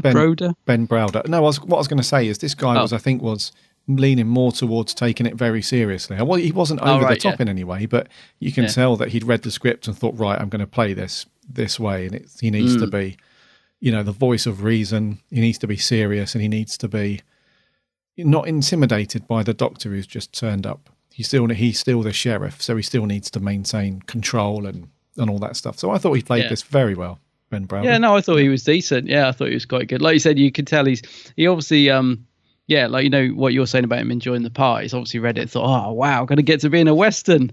And I think we'd all like to be in a Western, wouldn't we? All good for the fun of it. So, yeah, I think he's enjoying playing it. And, I thought he was pretty good. Like, when he got shot, I was like, oh, no, Isaac, what are you doing? Oh, no. I wouldn't jump in front of him. But, yeah, no, I thought he was pretty decent. Yes, me too. What about we had like a bunch of smaller characters that only had bit parts. So we had the guys who were threatening to throw Jex out to the gunslinger. So you had those townsfolk people. I think one of them was called Abraham. One of them was called Walter. I think the little girl was called Sadie. So those people, they sort of did their part, I suppose. Yeah, nothing really to expect on those guys. They're not bad in the scene you mentioned when the Doctors come out and they're like, we're coming in there, we're coming to get him and all that. I thought, they were for supporting cast, considering they didn't get much lines. I thought they were quite good in that scene. Yeah. And then we had so the other scientist guy that gets killed at the beginning. I think his name was Carla Mass. Oh yeah. Played the poop in his pants bit very well. I thought so that point there, I thought, yes, the gunslinger's going to be this badass, no mercy kind of character like we thought he was going to be. Yeah, so did I, because he shoots that poor guy at point blank range. I was like, God, that's nasty. For the first 20 seconds of the episode, someone's already been blitzed with, within 20 meters of, it was, I did as well. I thought, the gunslinger's going to be mean and wow, he ain't taking any nonsense. But yeah, he didn't last long, did he, old Carla Mass. Carla Mass. Yeah. Yeah, he played the scared Carla quite well. Yeah. What do you reckon to Carla Jex then? The protagonist, I suppose, in the story. Now, for me, I really liked him. Yes. Because I thought I bloody love crisps.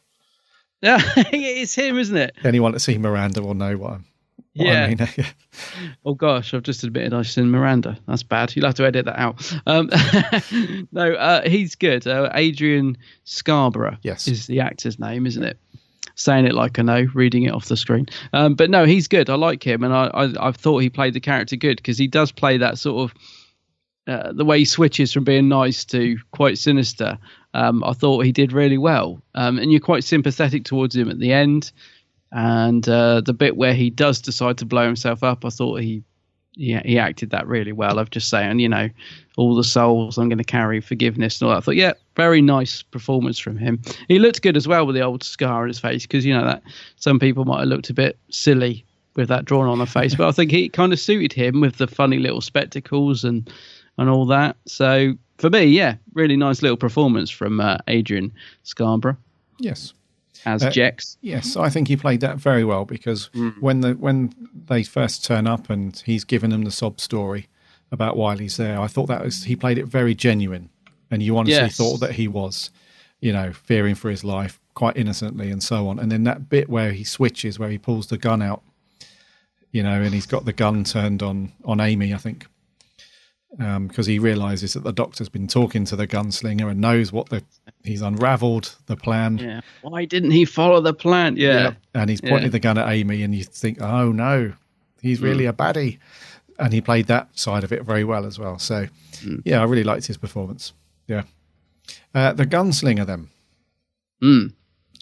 Played by Andrew Brooke. Brooke. It's got two O's. So is it Brooke or Brooke? Let's go with Brooke. Let's go with Brooke. Andrew Brooke. I thought he was very, very well done. Like you said, the costume and the prosthetics and everything. The only thing that I wasn't keen on was the special effects that they overlaid when you saw everything through his point of view. I just thought, why would you just do pretty much a direct rip-off of the first two Terminator movies? Because even the font that they use is very similar to. Yeah. Maybe it's an homage to that. I'm not sure, but they could have gone with something a lot, not too dissimilar to that, but at least distance yourself away from that sort of already been and done. Let's just do something a little bit different. So I thought that was a bit of a cop out, to be honest with you. I felt that as well, mate. To be honest with you, yeah, I don't know what it was. It was too clean and busy for me. I was I just didn't like that. Like you, I thought it could have been done a lot better. I don't remember thinking it when I first watched it though, so I don't know if it's just aged badly. But this time round, yeah, I was thinking that every time we got a point of view shot of him, I just didn't think it looked very good. It looked very sort of BBC graphics, sort of thing I can imagine them having on the website if you clicked on a video at the start or something. It just didn't really look that great to me, and it was. Maybe it's because the rest of the episode looks so good. It slightly let it down, I thought, yeah. Yeah, for sure. And I didn't realise it was the guy playing him as well. If anyone who's ever seen a series that went out on Channel 4 called Phone Shop, that went out a few years ago, it's a comedy, it's quite funny. And if you've seen the latest David Brent movie, he plays a very small part. He's basically one of the characters in The Office. It's very horrible to David Brent. So anyone that's seen Phone Shop will know who I mean. I didn't realise it was him at first, not until I looked up the actor's name. But what's interesting is that I think he had a little bit of a thing with Karen Gillan, Did he? Yeah. Oh, how'd you know that? Yeah, so... where'd you read that? The Sun? Well, he was photographed. Him and Karen were photographed during a night off in Spain. Oh. Getting a little bit smoochy. Karen, you little minx. She went for the gunslinger. I wonder what Rory thinks of that. Yeah. So, yeah, that's a bit of a we're not really into gossip, are we? But, that's a gossip. That's a bit of a thing there. But, yeah, I thought his performance I thought was very, very well done, because I'm no expert on this, but I assumed that playing a robot or a cyborg or an android, whatever you want to call it, must be very difficult, because you need to stay in kind of you need to be disconnected from your human side quite a lot. Although you're speaking words and you're doing it, you need to maintain sort of zero emotion throughout the entire time. And I think he did that mostly.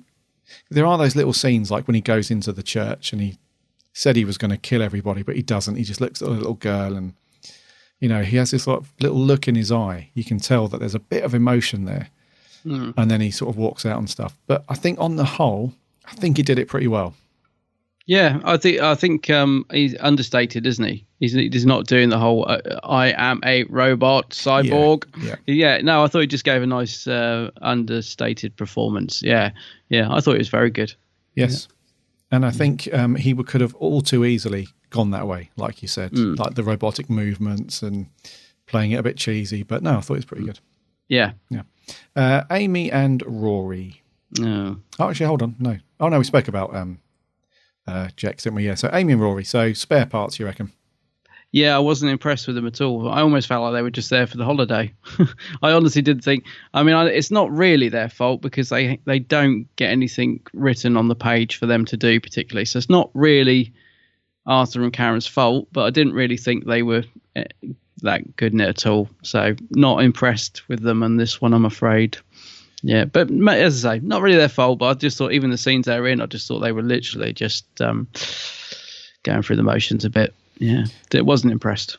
Yeah, I must admit, mate, they were just, like we said earlier, with the exception of a couple of scenes that they contributed a little bit. Other than that, they were just there as tag-alongs, really, weren't they? Very much so. I didn't feel that, even Rory, he had a couple of good lines, but he didn't really sort of deliver them in his usual brilliant way. And I mean, Karen's okay in that scene where she's having to go at the doctor that you played in at the start. So she's okay in that scene. But yeah, I just found them just spare parts, mate. They just didn't do anything for me at all in this story. I agree. We can't really say much about it, really. I mean, the scenes that they were in were good, but it would just been nice to have seen a bit more, you know what I mean? A bit more of a conversation between the two of them, because they do the whole rowing couple, but don't really mean it, but still love each other, but do mean it kind of thing really well. But it would have been nice to have a couple of scenes with that stuff, just, to remind us that they are quite important in the, in the whole story. It just, fell a bit short. And I think, do you think they've missed a trick as well? Because you think about it, if I said to you, so let's say we haven't seen this story yet, if I'm pitching to you, all right, well, Wild West story, Gary, and the doctor's going to be taking Amy and Rory to the Wild West. What do you think of it? You'd be thinking, imagine them two. They'd be absolutely loving it and getting stuck in and to the adventure. They are literally, when you watch the scenes, they are literally just following Matt Smith behind him like this, shoulders hunched over, looking at the ground. We're bored. I'm thinking, no, they're in the Wild West. Those two would be loving it. They'd be dressing up. They'd be in the saloon bar getting lashed. The piano would be rocking and rolling. They really missed a trick, I think, with those two. They should have been enjoying the Wild West, even with all the stuff going on. Do you know what I mean? They could have done so much more with them. Yeah. But you watch the scenes, mate. They're literally just plodding along behind the doctor, just following him around, like almost like two. I don't mean this to sound rude, but almost like two donkeys just following him around. You watch it back, they do nothing. It's a real missed opportunity. Yes. Yeah. I can imagine that as well. They could have done loads. Yeah. Time and money, mate. Probably. Time and money. Yeah. Yeah. What about Mr. Smith then? Well, I think I'm just going to say he's just great as usual. He's just absolutely electric in the episode. He does suit a Stetson as well, does Mr. Smith, I thought. I can't fault Matt. I just can't fault him. He plays the anger well. He plays the sympathetic doctor well. He does the humour well at the start. And he rocks the Stetson with a bullet hole in it. So, and he even rides a horse, although presumably it was a stunt double. Probably. Oh, and he even speaks horse, doesn't he? Yeah. Now, what did you think of that? Because I think some people would have hated that scene when he's like, "Come on, Susan," Yeah. Was it? Yeah. I don't know. Were you groaning or were you laughing? I was laughing, actually. I thought that was quite a cool little bit. Good. I thought you might have been going. No, I thought it was pretty good. Okay. Yeah, I think he says, I actually speak horse and her name's Susan, not whatever he said it was, yeah. He's annoyed. She's annoyed with your... No, was it something about gender choices or something? I don't know. I just thought, again, it's great. He's really good when he gets lines like that. Yeah. He does also say that he's 1,200 years old in this, doesn't he? So he's moved on a bit because the Doctor's age seems to fluctuate. It does all the time. That's one element that's very timey-wimey across all of Who. His age. The Doctor's age. And it does also get reflected in that scene as well where Amy says, this is what happens when you travel alone for too long. So you can tell that it's been a long time that he's been on his own. So, I thought Matt was brilliant in this. Like you said, mate, just as usual. For him, just being the Doctor is business as usual. It's very hard to criticise, really, because he's on point for, 99% of the time. It's very hard to criticise his performance in any story, to be honest with you. And, this one, coupled with a few of the other stories that we've gone through in Matt's era before, when there's a slightly weaker story, a bit of a weak script, you can rely on Matt to sort of carry it through and still make it watchable. Yeah, I'm sure. I mean, I'm sure as we'll go through because I don't think we've done many from Series 7. No. But from my memory, there are very few stories where Matt doesn't just hit the mark. I think there might be one or two, and I think we reviewed one not that long ago where we said he was good in it, but you could tell he wasn't on board with the story, and I forget which one it was now. But generally, Matt is just like you said, business as usual. He does encompass this character of the Doctor so well. I love Matt's Doctor. I think that was Night Terrors, the way we said that. Ah, was it? I think so. Yeah.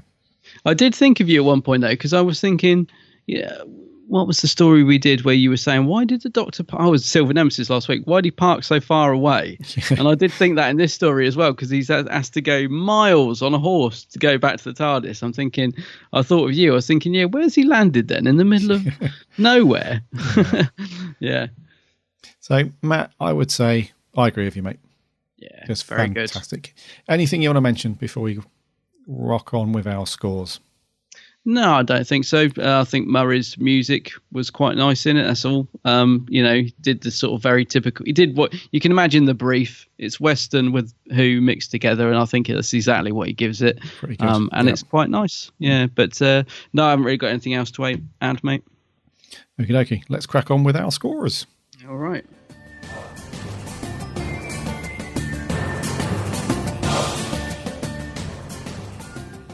I think it's me to go first. It is. Talking to Murray, that was nice, wasn't it? Go on, you to go first. I'm going to give this a...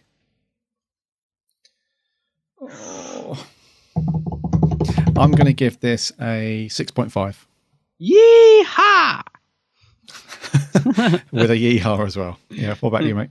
6.5 as well. Oh, really? Yeah. I don't even have to, sometimes I'm in a quandary and you're like, oh, come on.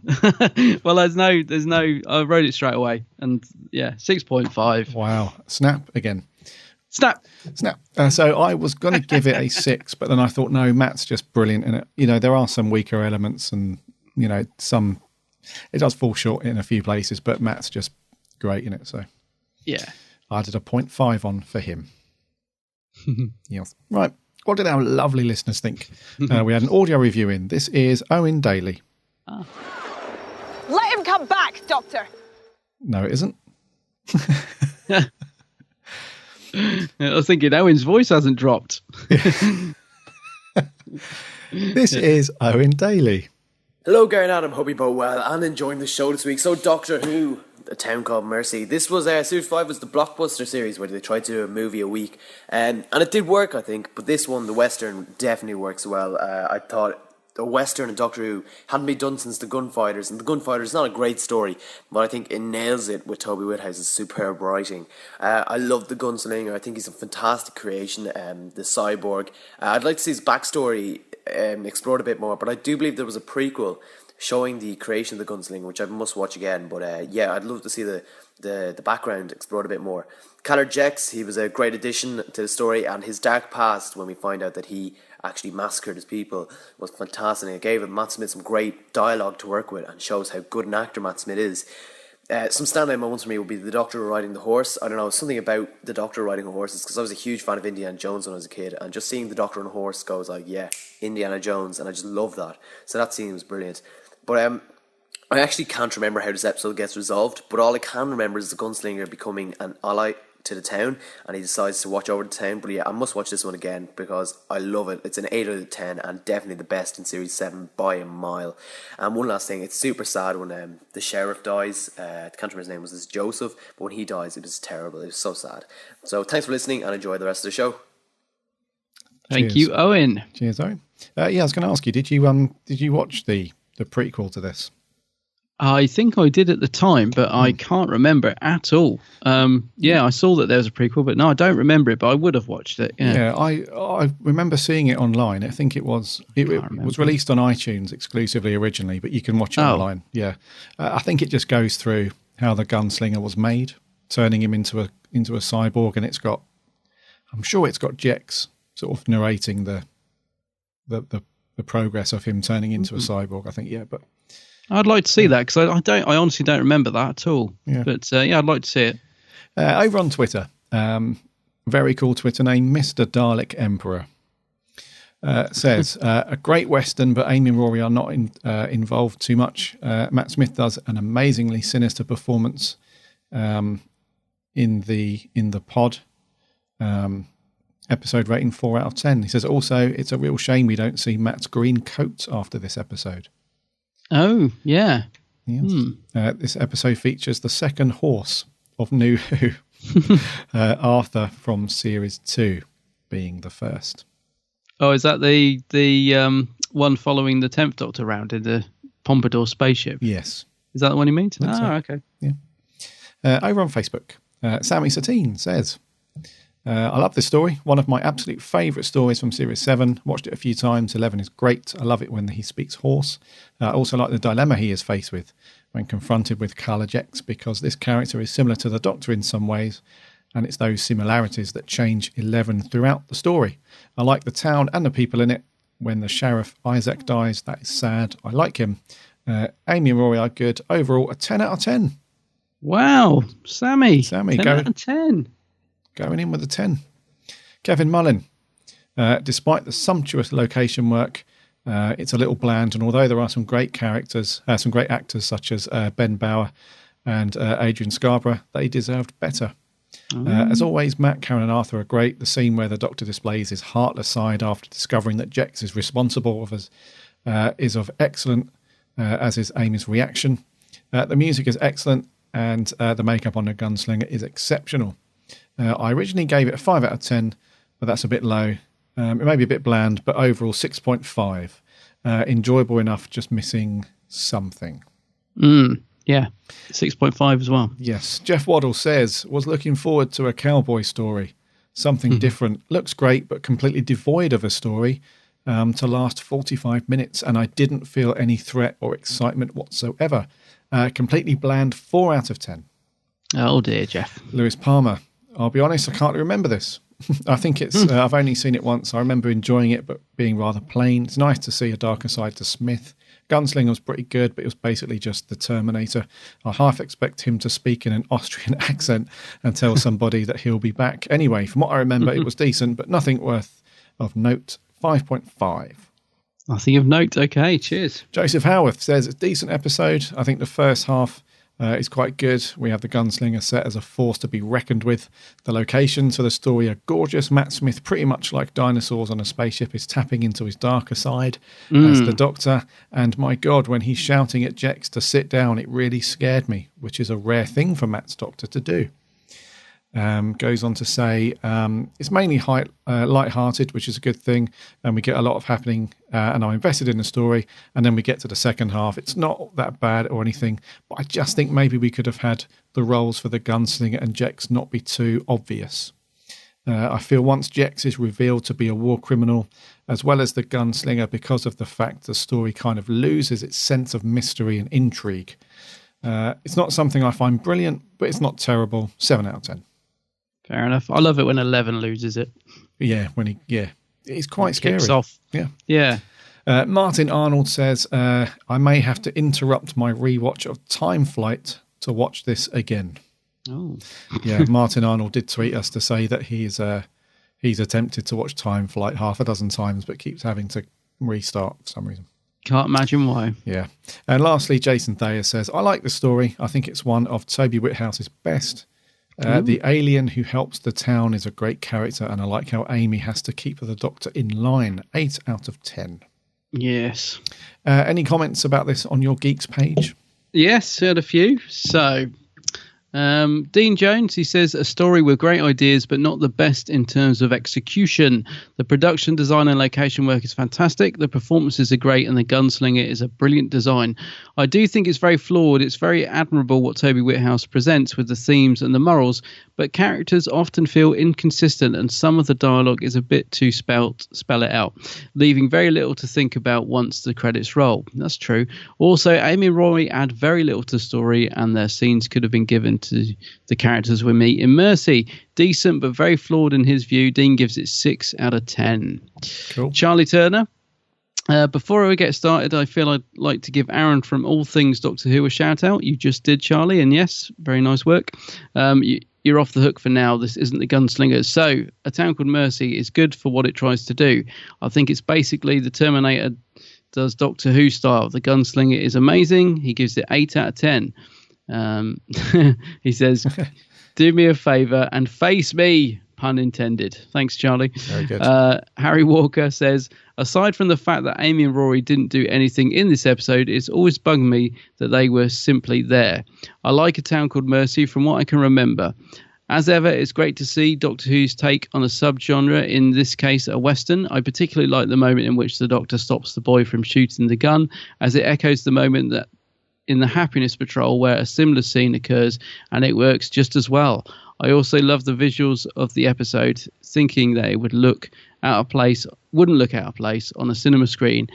He would give it either a 7 or 8 out of 10. Thank you, Harry. Callum Johnson, possibly my favourite episode from Series 7. Absolutely love this one due to the location, the Western theme, and the always brilliant dynamic of 11, Amy and Rory. Callum gives it 9 out of 10. Paul Villano. I'm saying that wrong, aren't I? Paul's just started listening to us from the very beginning, I believe. So hello, Paul, and massive apologies for saying your name wrong.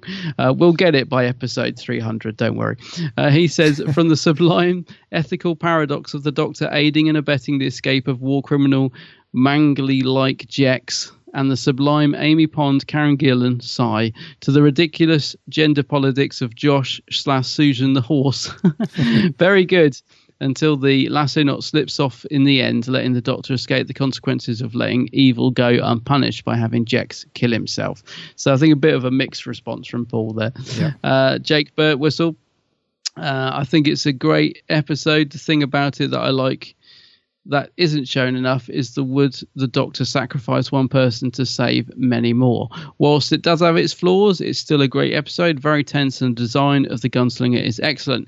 However, some of the flaws are the fact that Amy and Rory didn't have much to do in this episode besides being taken hostage and wearing Jex's clothes. Do they? And also I think that we should have seen the homeworld of Carla. I know we had the prequels, but they didn't delve into it as much as I would have liked. I guess this is more of a complaint about the length of the episode. Anyway, the rating from Jake is 8 out of 10. Cool. And just got a couple more. So Patrick Sherwood says, hi, so this story, well, I love it. It's a nice one. I think it's one of the best Matt Smith stories. He's going to give the story a 10 out of 10. Another 10. Patrick, another 10. George Coppen, one of the best Matt Smith stories. Love the gunslinger and the location work. George Coppen gives it 10 out of 10. Wow. And Aaron Ball says, hi Aaron, by the way, he says, a good story, better than I remember, but it's still not fantastic. In some scenes it can be a bit dull. Although Matt is great in this, and Amy and Rory have some good scenes. The location is great, and in my eyes, better than the Gunfighters. I don't think Aaron's a fan of the Gunfighters. Please review the Gunfighters as well, he says. The Gunslinger looks good, and it was awesome. He gives it a 6 to 7 out of 10. And finally, our good friend Martin Vincent from the Bad Wolf podcast says, unintentionally, my parents visited this location yesterday. How did that happen? What, they were just wandering through Spain and they... But I bet it's a great location to go to. I can imagine me and you going there, Gary, just rocking up in our Stetsons and, you know... And there's just a guy... blowing that clock away. Yeah. Yeah. There's just a guy sweeping the front porch of one of them, like, oh, here we go. Here they are. Doctor Who fans. Yeah, I had all this yesterday. But that clock back, I had to put that bloody clock back later. Yeah. Thank you so much, guys, for giving us your thoughts and reviews. Interesting to see a big mix there. Massive mix, yeah. Strangely, I don't think we've had this many 10 out of 10s before on a story. I wasn't expecting that, I'll tell you now. Yeah, so middle of the road for us. Some people don't like it, others love it. So, all good. I think we're going to wrap there for 137.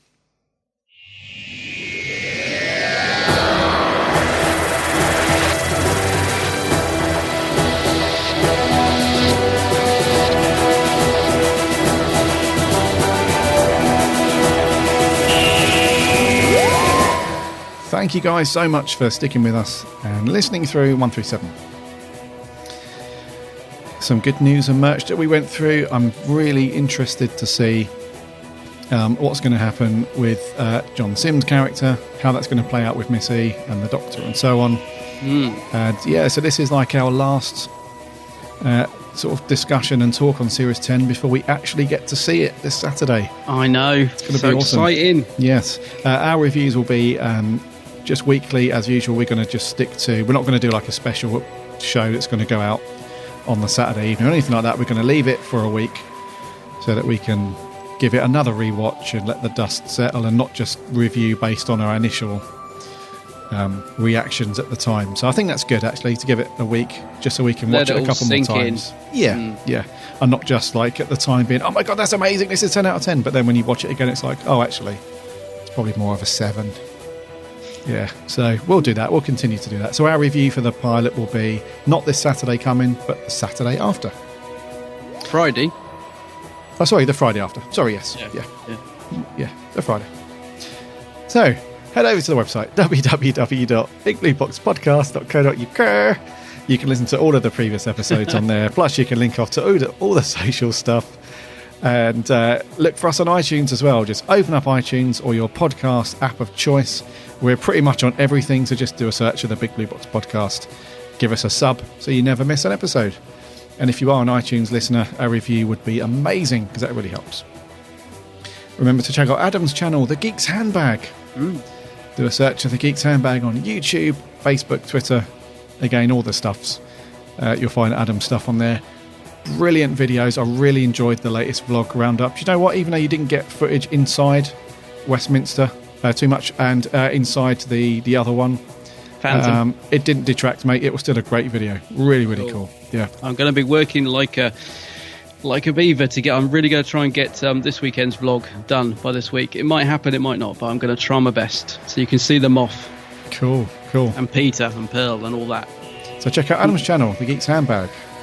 Until next week, my name's Gary. My name's Adam. And remember,